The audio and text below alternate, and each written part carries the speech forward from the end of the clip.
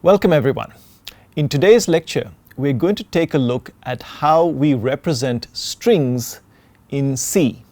As we shall see, the C representation for strings is quite a bit more complex than the simple mental model that we have developed for Python.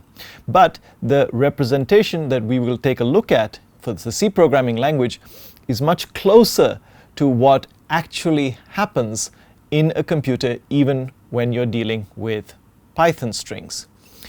We will also take a look at how we can pass strings as arguments to functions and return strings in C. So let's get started with a simple Python function.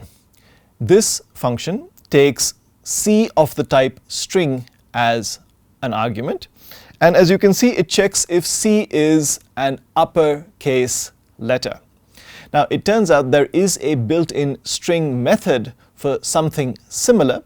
The important thing to keep in mind here is that this Python function is assuming that the given string C is of length 1.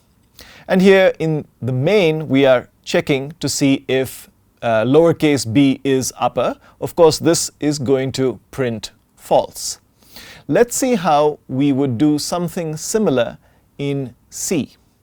So in C, by default, we don't have a Boolean type.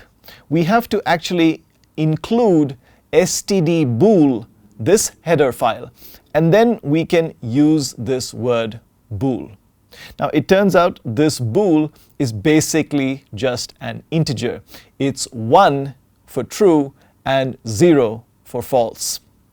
Now, in C, this parameter is of type char.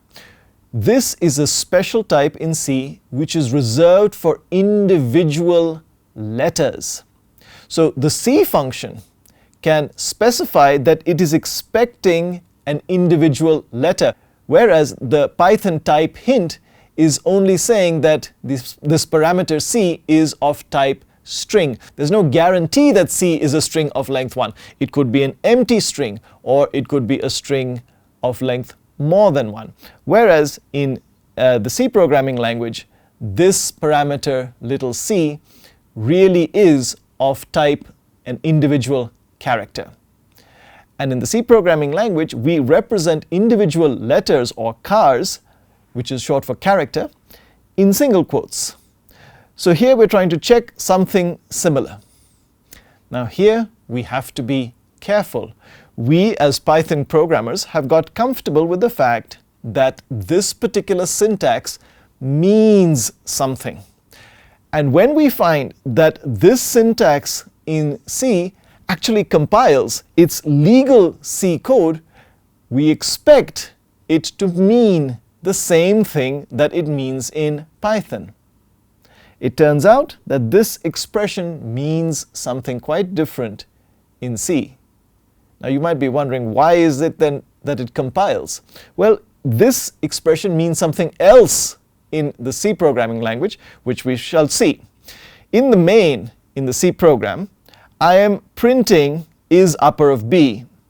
But here I cannot print true or false, so this function which returns a Boolean, I just print it as an integer in decimal. Once again, it will print 1 if this is true, or 0 if this is false. Of course, we are expecting it to print 0.